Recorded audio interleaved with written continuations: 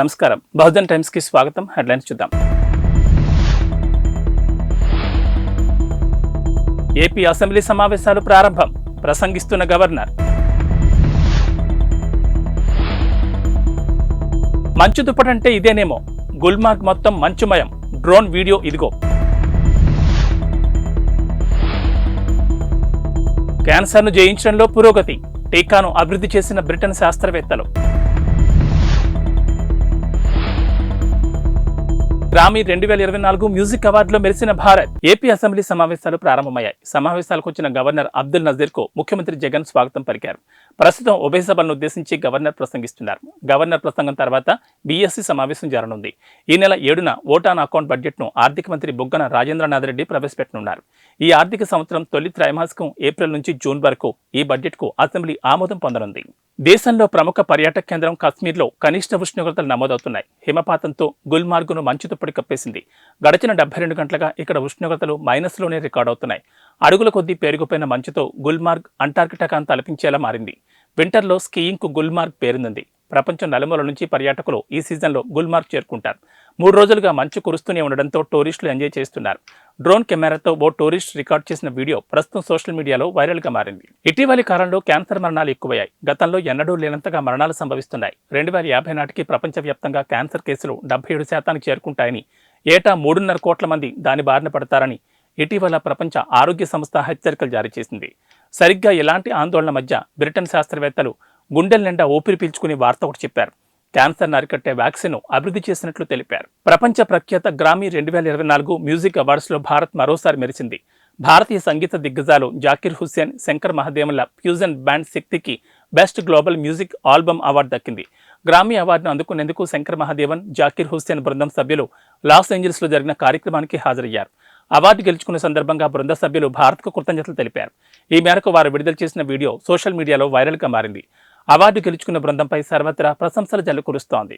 రాష్ట్రంలో టీడీఆర్ బాండ్లలో 500 కోట్ల అవినీతి జరిగిందని, రాష్ట్రంలో పెద్ద స్కామ్ కాకినాడలో చోటు చేసుకుందని, దీనిపై పూర్తి విచారణ చేపట్టాలని బీజేపీ పార్టీ జిల్లా అధ్యక్షుడు చిలుకూరి రామ్కుమార్, కాకినాడ నియోజకవర్గం ఇన్ఛార్జ్ గట్టి సత్యనారాయణ, దువ్వూరు సుబ్రహ్మణ్యం, మాలకొండయ్య తెలిపారు. కాకినాడ బీజేపీ పార్టీ కార్యాలయంలో జరిగిన విలేకరుల సమావేశంలో వారు మాట్లాడారు. టీడీఆర్ బాండ్ల విషయంలో జిల్లా కలెక్టర్ తక్షణ చర్యలు తీసుకోవాలని, లేని పక్షంలో బీజేపీ పార్టీ తరఫున ఉద్యమాలు చేపడతామన్నారు. దుమ్మలపేట ప్రాంతంలో వోల్టేజ్ పరిశ్రమల కోసం 4.5 ఎకరాల భూమిని సబ్స్టేషన్ కోసం సేకరించడం జరిగిందన్నారు. అదేవిధంగా మరో 4.5 ఎకరాలు సాలిడ్ వేస్ట్ మేనేజ్మెంట్ కోసం భూసేకరణ, టీడీఆర్ బాండ్ల పేరుతో పెద్ద ఎత్తున అవినీతి జరిగిందన్నారు. 500 కోట్ల కుంభకోణం జరిగిందని, దీనిపై జిల్లా కలెక్టర్ తక్షణమే చర్యలు తీసుకోవాలని డిమాండ్ చేశారు. లేని పక్షంలో ఉద్యమంతో పాటు గవర్నర్కు ఫిర్యాదు చేస్తామన్నారు. ఈ సమావేశంలో లక్ష్మీ ప్రసన్న, గంగాధర్, మల్లాడి గంగాధర్ తదితరులు పాల్గొన్నారు. ఇప్పుడు మా నాయకులు ఆల్రెడీ ఇప్పుడు దాకా జరిగిన దాని గురించి, ఇవాళ వాస్తవం, కాకినాడలో ఉన్న వాస్తవం గురించి కూడా మాట్లాడారు. మీ అందరికీ తెలియజేస్తుంది ఏంటంటే, దుమ్ములపేట ఏరియాలో మనకి సబ్స్టేషన్ అవసరం వచ్చింది. ఎందుకు అవసరం వచ్చింది? అక్కడ ఉన్న జనాభా రీత్యా ఎక్కువ మంది ఇల్లులు, ఎక్కువ కంపెనీలు ఉండడం వలన అక్కడ అది అవసరం వచ్చింది. అలాంటి చోట ఒక సాలిడ్ వేస్ట్ మేనేజ్మెంట్ ప్లాంట్ పెట్టాల్సిన అవసరం ఏముంది? అక్కడే రాజీవ్ గురుగల్పులో, దుమ్ములపేటలో, ఆ చుట్టుపక్కలంతా ఎంతోమంది కార్మికులు, ఎంతోమంది మత్స్యకారులు, ఎంతోమంది నివసిస్తున్నారు. అలాంటి చోట ఒక 450 కోట్లు పెట్టి ఒక మన వేస్ట్ మేనేజ్మెంట్ ఒక ప్లాంట్ పెట్టాల్సిన అవసరం ఏముంది? దుమ్ములపేటలో ఉన్న ప్రజలు లో వోల్టేజ్ వలన చాలా ఇబ్బందులు పడుతూ ఉన్నారు. అక్కడ ఒక ఎలక్ట్రిక్ సబ్స్టేషన్ అవసరం ఉంది. దాన్ని గమనించి ఈ ప్రజా ప్రతినిధులు కానీ, అధికారులు కానీ 2 సంస్థల నుంచి ఈ ల్యాండ్ ఎక్వైర్ చేసి, ఒక సంస్థ దగ్గర 4.5 ఎకరాలు, అలా మొత్తం మీద 9 ఎకరాలు సేకరించి టీడీఆర్లో ఇష్యూ చేయడం జరిగింది. అంటే కాంపన్సేషన్గా టీడీఆర్ ఇష్యూ చేయడం జరిగింది. మామూలుగా అయితే ఇలాంటి ఎలక్ట్రిక్ సబ్స్టేషన్ కోసం గవర్నమెంట్ ల్యాండ్లో నిర్మించడం జరుగుతుంది. ఎందుకంటే ఇది పర్మనెంట్గా గవర్నమెంట్ ఎసెట్ కనుక. అలాంటిది అందులో అవినీతి చేసే అవకాశం లేదు కనుక ఈ ప్రజాప్రతినిధులు 2 ప్రైవేటు సంస్థలను పట్టుకొని వాళ్ళకి ఈ టీడీఆర్లో ట్రాన్స్ఫర్ చేయడం జరిగింది. ఇందులో చాలా పెద్ద నేను చెప్తాను మీ మిత్రులకు ఇవాళ ప్రెస్ మీట్లో కూర్చున్న పెద్దలందరికీ నమస్కారం. కాకినాడ నగరంలో కాకినాడ జిల్లాలో జరుగుతున్నటువంటి అవినీతి అక్రమాలు ఏవైతే ఉన్నాయో ఇప్పుడే మా పెద్దలు చెప్పినట్టుగా దాదాపుగా 1000 కోట్ల రూపాయల అవినీతి జరుగుతున్నట్టుగా ఇన్ఫర్మేషన్ మా దగ్గర ఉంది. ఈ యొక్క అవినీతి స్థానిక ఎమ్మెల్యేలు అధికారులు కలిసి కోఆర్డినేషన్ చేసుకొని ఎవరైతే అవినీతి పనులు ఉన్నారో వాళ్ళని ఎంకరేజ్ చేస్తూ మా జిల్లా పరిషత్ గారు చాలా డీటెయిల్ చెప్పారు. అసలు అంటే మామూలుగా ఈ సబ్ స్టేషన్ చాలా ఇంపార్టెంట్, అలాగే మున్సిపాలిటీకి బడ్జెట్ కూడా చాలా ఇంపార్టెంట్. అంటే ఒక టీడీఆర్ అనేది దాని ఇంపార్టెన్స్ తెలిస్తే అసలు ఆ మున్సిపాలిటీ వాళ్ళు దేనికి ఇవ్వాలని ఆలోచించుకోవాలి. ఒక టీడీఆర్కి కావాలంటే ఎమర్జెన్సీ వాటికి ఇవ్వాల్సి వస్తుంది, రోడ్డు వైడింగ్లకి, తర్వాత సబ్ స్టేషన్ కూడా ఇవ్వచ్చు. కానీ 9 ఎకరాల స్థలం తీసుకోవడానికి అసలు ఆ 9 ఎకరాల స్థలానికి మామూలుగా కొనుక్కుంటే పబ్లిక్ కూడా చాలామంది ముందుకు వస్తారు. దాన్ని అక్కడ ఎకరం 4 కోట్ల నుంచి 5 కోట్ల దాకా రాదు. ఎందుకంటే నేను ఒక బ్యాంకులకి వాళ్ళ ఇంజనీర్ని వాల్యూని కూడాను అక్కడ చాలా చోట్ల వాల్యుయేషన్ చేశాను. నేను ఎకరం 3 కోట్లు దాటి వేయట్లేదు. 3-4 కోట్ల ఆస్తిని వాళ్ళు సుమారుగా 9 ఎకరాలు లెక్కేసుకోండి, 27 లక్ష కోట్లు అవుతుంది, ఇలా 30 కోట్లు. దానికి ఎలా వేసినా కూడా కనీసం 1,00,000 మామూలుగా 4 రెట్లు ఇచ్చినా కూడా టీడీఆర్ ఇస్తుంటే 140 కోట్లు అవుతుంది. దాన్ని సుమారు 497 కోట్లు ఇచ్చారు. రానున్న 2024-25 ఆర్థిక సంవత్సరానికి సంబంధించి 62 లక్షల మిగులుతో జిల్లా పరిషత్ బడ్జెట్ను ఏకగ్రీవంగా ఆమోదించారు. జిల్లా పరిషత్ చైర్మన్ విపర్తి వేణుగోపాలరావు అధ్యక్షతన బడ్జెట్ మీటింగ్ నిర్వహించారు. జిల్లా పరిషత్ సీఈఓ శ్రీరామ్ చంద్రమూర్తి సభ్యులకు బడ్జెట్ చదివి వినిపించారు. 2024-25 ఆర్థిక సంవత్సరానికి సంబంధించి రాబడి పద్ధతుల్లో 886.94 కోట్లు, అంచనా వ్యయ పద్ధతిలో 886.32 కోట్లు ఖర్చవుతుందని అంచనా వేశారు. మిగులు పద్ధతిలో 62 లక్షలతో జడ్పీ బడ్జెట్ ఆమోదం తెలిపారు. ఈ సమావేశానికి 2 మంత్రులు, ఎమ్మెల్యేలు, ఎంపీలు గైర్హాజరయ్యారు. రాష్ట్ర మంత్రి చెల్లుబోయిన వేణు, రాజ్యసభ సభ్యుడు పిల్లి సుభాష్ చంద్రబోస్ మాత్రమే హాజరయ్యారు. జిల్లా కలెక్టర్ కృతికా శుక్ల, కోనసీమ, తూర్పుగోదావరి జిల్లాల జాయింట్ కలెక్టర్లు తదితరులు పాల్గొన్నారు. ఇదే కాకుండా ఇటువంటి ఆర్థిక ఒడిదుడుకులు ఉన్న దేశీ గారు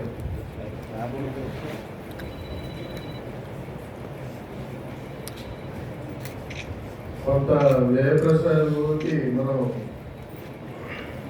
ఈ 10th క్లాస్ విద్యార్థులకి స్టడీ మెటీరియల్ కూడా సప్లై చేయడం జరిగింది. దానికి కూడా కొంత మనం ఈ బడ్జెట్లో మీట్ అవ్వడం జరిగింది.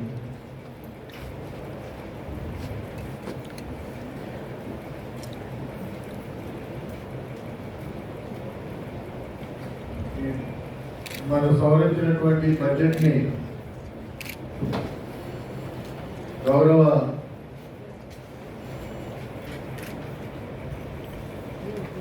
సీఈఓ గారు ప్రవేశపెట్టినటువంటి బడ్జెట్ని మన గౌరవ సభ్యులందరూ కూడా ఆమోదించవలసిందిగా కోరుకుంటున్నారు. గారు శ్రీ విపర్తి వేణుగోపాలరావు గారికి, అదేవిధంగా ఇక్కడ ఆశీనులైనటువంటి మన ఎంపీ పిల్లి సుభాష్ చంద్రబోస్ గారి గౌరవనీయులైనటువంటి ఎంపీ గారు శ్రీ పిల్లి సుభాష్ చంద్రబోస్ గారికి, అదేవిధంగా జిల్లా జాయింట్ కలెక్టర్ ప్రవీణ్ ఆదిత్య గారికి, కోనసీమ జిల్లా జాయింట్ కలెక్టర్ గారు నూపూరి గారికి, సభలో ఆశీనులైనటువంటి మన ప్రీతం సభ్యులందరికీ, అదేవిధంగా అధికారులకు, అనధికారులకు, మరియు అక్కడ ఆశీనులైనటువంటి ఆహుతులైనటువంటి పత్రికా విలేకరులకి అందరికీ కూడా నా మనస్సు మాంజలు తెలియజేస్తూ ఈ సభా కార్యక్రమంలో ముందుగా అధ్యక్షుల వారి యొక్క తొలి పలుకులు పలకవలసిందిగా తెలియజేయవలసిందిగా గౌరవనీయులైనటువంటి మన చైర్పర్సన్ గారిని కోరడమైనది.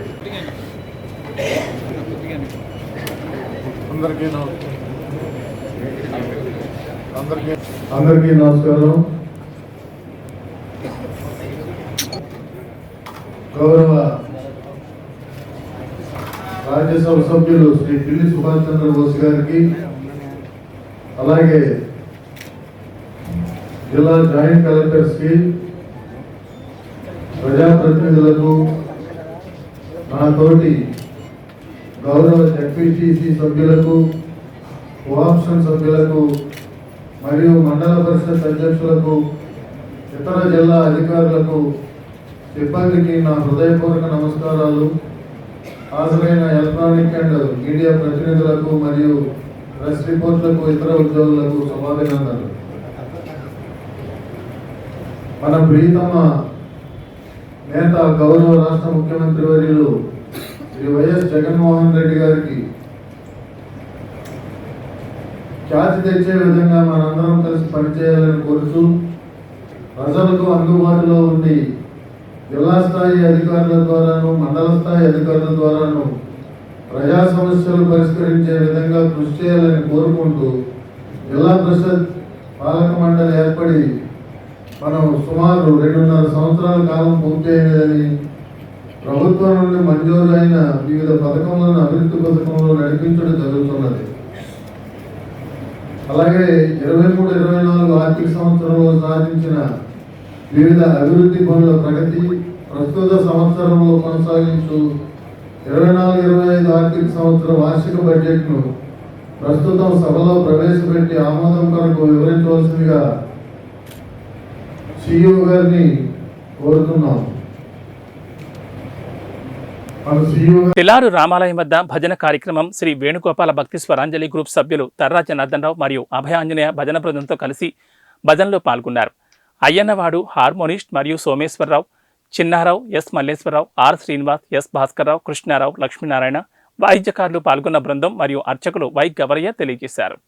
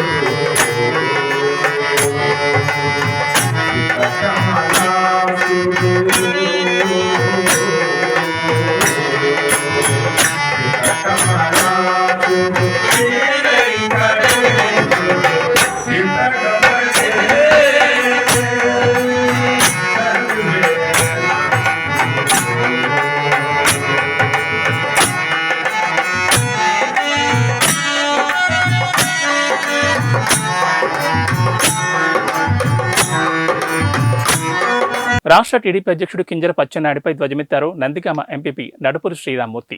అందరికీ నమస్కారం. ఈరోజు తెలుగుదేశం పార్టీ రాష్ట్ర అధ్యక్షుడు అచ్చెన్నాయుడు గారు మా వైఎస్ఆర్సీపీ ఎంపీ క్యాండిడేట్ అయిన తిలక్ గారిపై ఆవాకులు చవాకులు పేలుతున్నారు. ఆయన తిలక్ గారిని విమర్శించే ముందు అతని స్థాయి ఏంటో, అతని ఏ స్థాయి నుంచి ఇప్పుడు పార్టీ అధ్యక్షుడు వరకు వచ్చాడో ఒకసారి ఆత్మపరిచయం చేసుకోవాల్సిందిగా కోరుతున్నాం. ఎందుకంటే ఆయనే స్వయాన నాకు ఇంగ్లీష్ రాదు, హిందీ రాదు అని చెప్పి పబ్లిక్గా చెప్పిన అతను తెలుగుదేశం పార్టీ రాష్ట్ర అధ్యక్షుడిగా ఉండడానికి అతనికి ఎటువంటి అర్హత లేదు. ఎందుకంటే ఇంగ్లీష్ హిందీ రాని వ్యక్తి రాష్ట్ర పార్టీ అధ్యక్షుడిగా ఉన్నాడు. గతంలో మంత్రిగా ఎలా పదవిని అనుభవించాడో కూడా ప్రజలకి చెప్పవలసిందిగా మేము డిమాండ్ చేస్తాను. ఎందుకంటే రాష్ట్ర పార్టీ అధ్యక్షుడిగా ఉంటూ అలాగే అంతకుముందు రాష్ట్ర మంత్రిగా చేసి ఈ రాష్ట్ర అభివృద్ధికి ఇంగ్లీష్ హిందీ తెలియని కనీస పరిజ్ఞానం లేని అచ్చెన్నాయుడు ఎలా జీవోలను పాస్ చేసి ప్రజలకి పథకాలు ఎలా అందజేశాడు అనేది ప్రజలందరికీ అర్థమవుతుంది. ఇతని ఆధ్వర్యంలోనే ఈఎస్ఐ స్కాములు, ఇలాంటి పెద్ద పెద్ద స్కాములన్నీ ఆయన చేశాడు. ఎందుకంటే ఆయన కనీస పరిజ్ఞానం లేకపోవడం వల్ల అతను చేసిన పని కూడా అతనికి అతని పదవికి కూడా న్యాయం చేయలేదు. ప్రజలకు నెత్తిన అవినీతికి పాల్పడి ప్రజల నెత్తిన భారాన్ని మోపాడు. అలాంటి వ్యక్తి ఈరోజు ఈ కనీస పరిజ్ఞానం లేని ఇంగ్లీష్ హిందీ రాదు నాకు ఎక్కడ పార్లమెంట్ దగ్గర కూర్చోబెడితే గోడలు చూస్తానని చెప్పి అతనే స్వచ్ఛందంగా ఒప్పుకున్నాడు. అలాంటి వ్యక్తి ఈరోజు పార్టీ అధ్యక్షునిగా ఎలా పనిచేస్తాడో ఆ పార్టీ అధ్యక్షుడు చంద్రబాబు నాయుడే అతని వ్యక్తిత్వాన్ని గుర్తించాల్సిందిగా మేము కోరుతున్నాం. శ్రీ గౌరీ శంకర వీరభద్రస్వామి వారి ఆలయం గత 60 సంవత్సరాల నుంచి కార్తీక మాసంలో 4 రోజుల పాటుగా శ్రీ గౌరీ శంకర్లను ఆలయంలో నిలిపి భక్తి శ్రద్ధలతో పూజా కార్యక్రమాలు, కుంకుమ పూజ కార్యక్రమం చేసి అమ్మవారిని నిమజ్జనం చేస్తారు. ఈ కార్యక్రమాన్ని పురస్కరించుకుని ఈ రోజు అమ్మవారి ఆలయంలో సుమారుగా 2000 మందికి అన్న సమారాధన చేశారు. ఇందులో దేవాంగ సంఘం president Jana Gauri Shankar, Tuni Devanga education trust chairman Dontamsetti Nandi Mallikarjunarao, doctor Budida Veerabhadrarao, గోరు సాయి చంద్రశేఖర్, బూడిది కృష్ణ, జట్ల భవానీ శంకర్, మదన వీరచంద్రరావు, మలిపెద్ది రామలింగ, తూతికి నాగేశ్వరరావు, కుందన్ సత్యనారాయణ, దేవాంగ సంఘం కమిటీ సభ్యులు, మహిళా కమిటీ సభ్యులు పాల్గొన్నారు.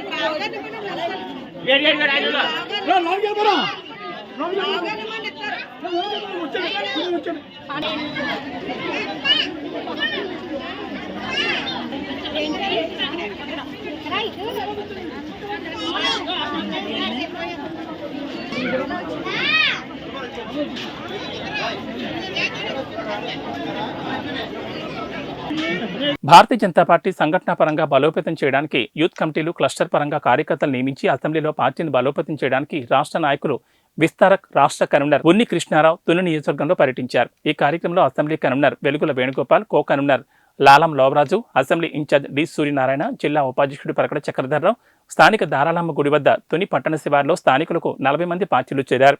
పార్టీ అధ్యక్షులు పడాల విశ్వనాథం ఆధ్వర్యంలో తునిలో ముఖ్య నాయకులు పార్టీ కేంద్ర ప్రభుత్వం పథకాలను ప్రజలకు వివరించారు. పార్టీలో చేరిన వారు Kollabathula Praveen Kumar, D Surya, state vice president Achanta Srikanth, Polisetti Madhu ఉన్నారు.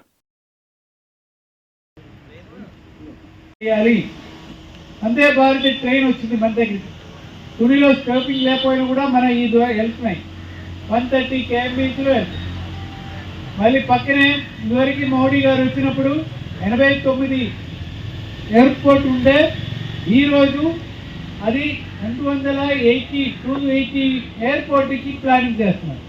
మెడికల్ కాలేజెస్ మనకి మన జిల్లాలో కాకినాడలో మాత్రం ఉండే, ఇప్పుడు కాకినాడ కాదు రాజమండ్రి, అమలాపురం కూడా ప్లాన్ చేశారు. ఒక్కొక్క మెడికల్ కాలేజీకి 300 crores ఇచ్చారు కేంద్ర గవర్నమెంట్.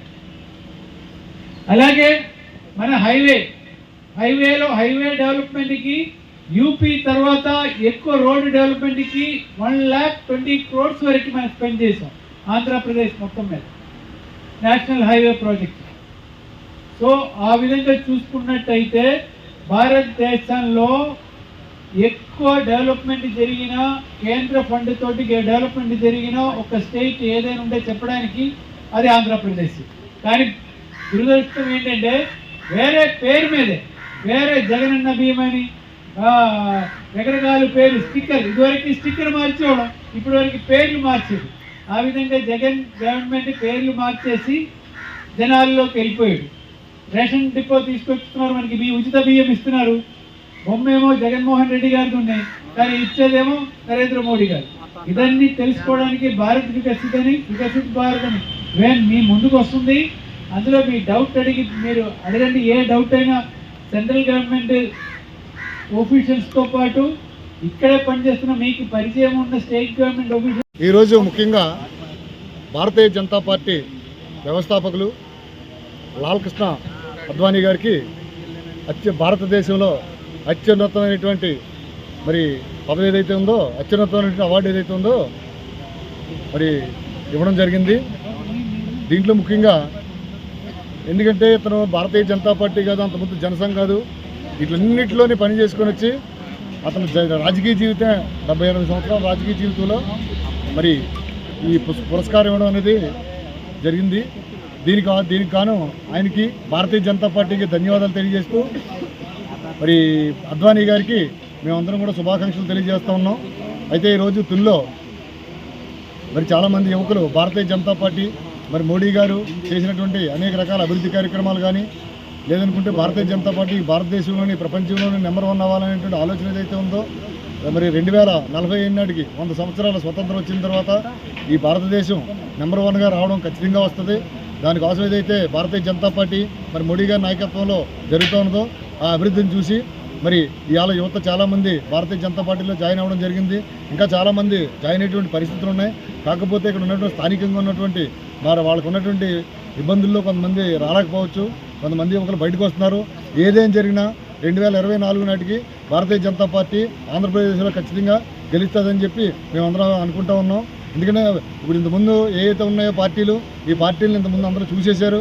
కాబట్టి కొత్తగా ఇప్పుడు అభివృద్ధి అనేది ఏంటనేది భారతీయ జనతా పార్టీ వల్ల జరుగుతుంది. ఆ భారతీయ జనతా పార్టీ ముందు 9 సంవత్సరాల్లోనే అంత ముందున్న ప్రభుత్వం కానీ ఇప్పుడు ఉన్నటువంటి ప్రభుత్వం కానీ సెంట్రల్ గవర్నమెంట్ మోడీ గారి దగ్గర నుంచి సెంట్రల్ గవర్నమెంట్ ఇచ్చిన డబ్బులతోనే మేమిచ్చామని చెప్పి స్టిక్కర్లు వేసి అంటించుకునేటువంటి పరిస్థితులు ఉన్న విషయం ప్రజలందరికీ అర్థమైపోయింది. కాబట్టి 2024 నాటికి మరి ఆంధ్రప్రదేశ్లో మరి భారతీయ జనతా పార్టీ ఖచ్చితంగా మరి ప్రభుత్వాన్ని ఏర్పాటు చేసి మరి డబుల్ ఇంజిన్ ఏదైతే అక్కడ సెంట్రల్లో కానీ ఇక్కడ స్టేట్లో కానీ మరి భారతీయ జనతా పార్టీ ఉంటే ఇంకా మన స్టేట్ అభివృద్ధి చెందేటువంటి అవకాశం ఉంది. కాబట్టి మరి ప్రజలందరూ కూడా మరి భారతీయ జనతా పార్టీ రావాలని కోరుకుంటున్నారు. భారత్ మాతకి జై. దగ్గ వ్యక్తుల్లో మన మోడీజీ గారు భారతదేశాన్ని ప్రపంచ స్థాయిలో ఒక గురుస్థానంలోకి తీసుకొచ్చారంటే మోడీ గారు చేసిన 5 సంవత్సరాల కృషి, గతంలో గుజరాత్లో చేసిన కృషి, అలాగే ఆయన ఇచ్చిన వివిధ పథకాల ద్వారా లబ్ధి చెందిన వాళ్ళందరి కృషి కూడా మన బీజేపీని జాతీయ స్థాయిలో కూడా నిలబడుతుంది. ఎందుకంటే చాలా రాష్ట్రాల్లో ఎన్నికల్లో బీజేపీ ఓడిపోతుందని తప్పుడు ప్రచారం చేసినా కూడా చాలా రాష్ట్రాల్లో బీజేపీ గెలుచుకుంటూ వచ్చిందంటే కారణం మోడీ గారు చేసిన పథకాలు, మోడీ గారు చేసిన వివిధ దేశాల పర్యటన వల్ల వాళ్ళతో ఉన్న మిత్రత్వం ద్వారా మనకి వచ్చే ఫలితాలు కూడా. కావాలంటే చూడండి, రష్యా కానీ ఉక్రెయిన్ కానీ యుద్ధంలో మన ఇండియన్ వాళ్ళు ఉక్రెయిన్లో ఉండిపోతే అక్కడ మోడీ గారు ఒక ఫోన్ చేస్తే వాళ్ళు యుద్ధాన్ని ఆపి మన దేశ ప్రజల్ని మన దేశ విద్యార్థులు కూడా బయటకు వచ్చేంత వరకు కూడా వాళ్ళు యుద్ధాన్ని ఆప్ చేశారంటే మోడీ గారు ఎంత గొప్పతనో మీరు కూడా ఆలోచించండి. అలాగే మన రాష్ట్రంలో వచ్చే ప్రతి పథకం కూడా కేంద్రం నుంచి వచ్చే పథకాన్ని గత ప్రభుత్వం స్టిక్కర్లు మారిస్తే ఇప్పుడు ప్రజెంట్ ఉన్న ప్రభుత్వం వాళ్ళ పేర్లు పెట్టుకుని అయినా కూడా బీజేపీ వాళ్ళు ఏమో ఇదేవ్వలేదు. ఆ పేరు పడాలకృష్ణ తునిపట్నం. ఈరోజు వికసిత్ భారతదేశం గర్వించదగ్గ కార్యక్రమం ఇది. మన ప్రధాని మోడీ గారితోనే ఈ కార్యక్రమం చేపట్టడం జరిగింది. అలాగే ఈరోజు 500 సంవత్సరాలు చాలా నెరవేరింది అంటే మన మోడీ గారే దానికి కారణం. ఈరోజు శక్తి కేంద్ర మీటింగ్లు జరగడం జరిగింది. ఆ మీటింగ్లో భాగంగా తుని పట్టణ నివాసస్తులు తుని పట్టణంలో వచ్చే ఒక 40 మందిని జాయినింగ్ ఇవ్వడం కూడా జరిగింది బీజేపీకి. అలాగే బీజేపీని రేపు 2024లో ఎవరైనా సరే బీజేపీ అభ్యర్థిగా గుర్తించితే ఆ అభ్యర్థిని గుర్తించి వారిని బీజేపీ తరఫున గెలిపించాలని కోరుతున్నాను. అమరావతి అనంతపురం జాతీయ రహదారిపై తెల్లవారుజామున ఓ లారీ అదుపు తప్పి బోల్తా పడింది. ఖమ్మం పట్టణంలోని స్థానిక పెట్రోల్ బంక్ సమీపంలో ఈ ప్రమాదం చోటు చేసుకుంది. గతంలో ఇదే చోట ఎన్నో రోడ్డు ప్రమాదాలు జరిగినా కానీ హైవే అధికారులు నిమ్మకు నీరెత్తినట్లు వ్యవహరిస్తున్నారు. మార్కాపురం నుంచి బెస్తవారిపేట వైపుకు వెళ్తున్న లారీ అదుపు తప్పి బోల్తా పడిన సంఘటనలో లారీ క్లీనర్కు గాయాలు కాగా చికిత్స నిమిత్తం ప్రభుత్వ ఆసుపత్రికి తరలించారు. కేసు నమోదు చేసుకున్న పోలీసులు దర్యాప్తు చేస్తున్నారు.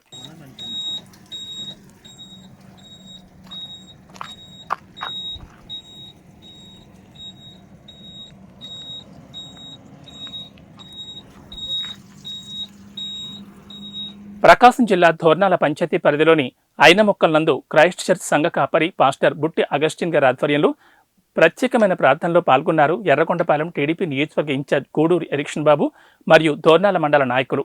ఈ కార్యక్రమంలో క్రీస్తు సైన్యం చిల్డ్రన్ మినిస్ట్రీస్ వ్యవస్థాపకులు Butti Dileep Kumar, central church of Christ సువార్థికులు సింగ రాజేష్ మరియు క్రైస్ట్ చర్చ్ సంఘ పెద్దలు పాల్గొన్నారు.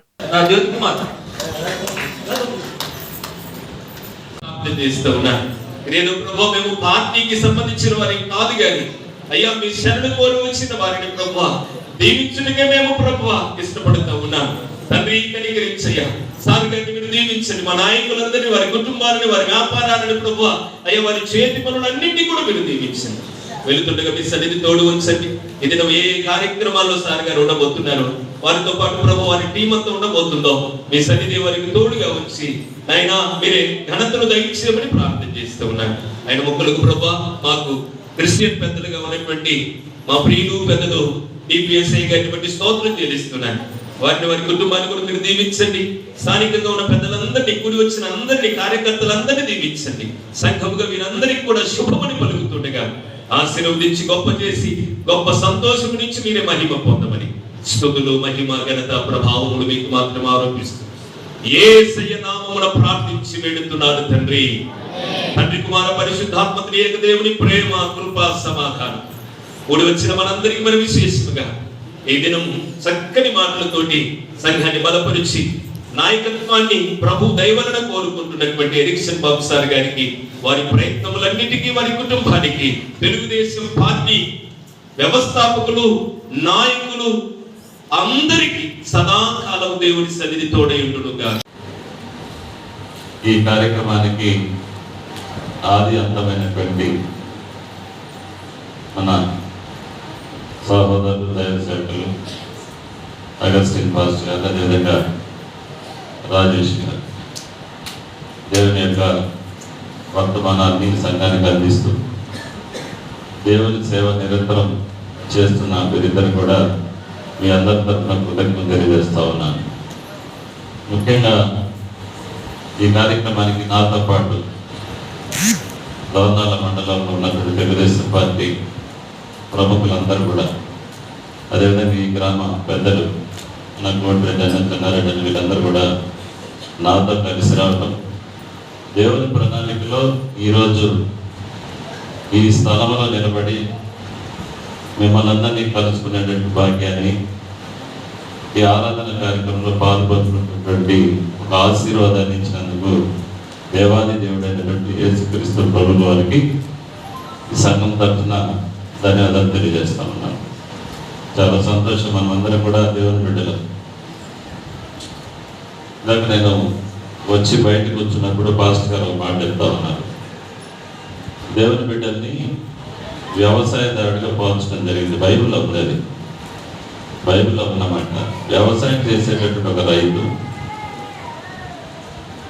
ఆ వ్యవసాయం చేయాలంటే చాలా శ్రద్ధగా, ఆఖరి ఫలం ఇంటికి చేర్చుకునేంత వరకు ఏదైతే క్రమశిక్షణతో ప్రతిఫలం పొందాలని రైతు ఆలోచించి, కష్టపడి, ఆశించి, పెట్టుబడి పెట్టి ఇంటికి ధాన్యాన్ని తీసుకెళ్ళాలని చాలా కష్టం. ఈరోజు దేవుని బిడ్డల మనము కూడా దేవుని పరిచర్యకు రావటం, ప్రార్థన చేసుకోవటం బైబిల్ చదవటం మాత్రమే కాదు. బైబిల్లో ఉండేటటువంటి ఖచ్చితంగా పాటిస్తే మాత్రం వ్యవసాయదారుడు ఇంటికి ఫలాలు ఎట్లా తీసుకెళ్తాడో మనమందరం కూడా దేనికి ప్రార్థన చేస్తూ ఉన్నాం? ఈ లోకంలో దేవుడు మనం సృష్టించాడు, ఇక్కడ దేవుని మనం నమ్ముకున్నాం. దైవ చిత్తానుసారం మన జీవితాల్లో దాన్ని పాటించి దేవుని యొక్క లోకాన్ని చేరుకోవాలనేదే అల్టిమేట్గా, ఆఖరిగా మనందరి యొక్క అది ఉద్దేశం. ఆ ఉద్దేశాన్ని నెరవేర్చాలంటే మనం ఖచ్చితంగా మన ఆత్మలన్నీ కూడా పరిశుద్ధంగా ఉండాలా, మన ఆలోచనలను స్వచ్ఛంగా ఉండాలా, మన నడవడికలు క్రమశిక్షణతో కలిగినటువంటి జీవితాన్ని మనం అలవాటు చేసుకున్నప్పుడే మనకు అది సాధ్యం. కానీ ఈ లోకంలో మనుషులను కనుక ఏదైతే దేవుని బిడ్డకి ఎక్కువ కష్టాలు వస్తూ ఉంటాయి, మీరు గుర్తుపెట్టుకోండి. నిజంగా ఈ భూమి మీద కష్టం వస్తే మాత్రం ఖచ్చితంగా దేవునికి దగ్గర ఉన్నట్టే లెక్క. మీరు సుఖాన్ని, భోగభాగ్యాన్ని అనుభవించే వాళ్ళు దేవునికి చాలా దూరంగా ఉంటారు. దేవుడు మనందరూ ఎందుకు పేదవారికి పుట్టించారు తెలుసా మీకు? మన అదృష్టం. పేద కుటుంబాల్లో, పేద వర్గాల్లో మనం అందరం మనల్ని దేవుడు సృష్టించడం అనేది మన అదృష్టం. ఎందుకంటే ఐవీ బులెటిన్ విశేషాలు. నమస్కారం.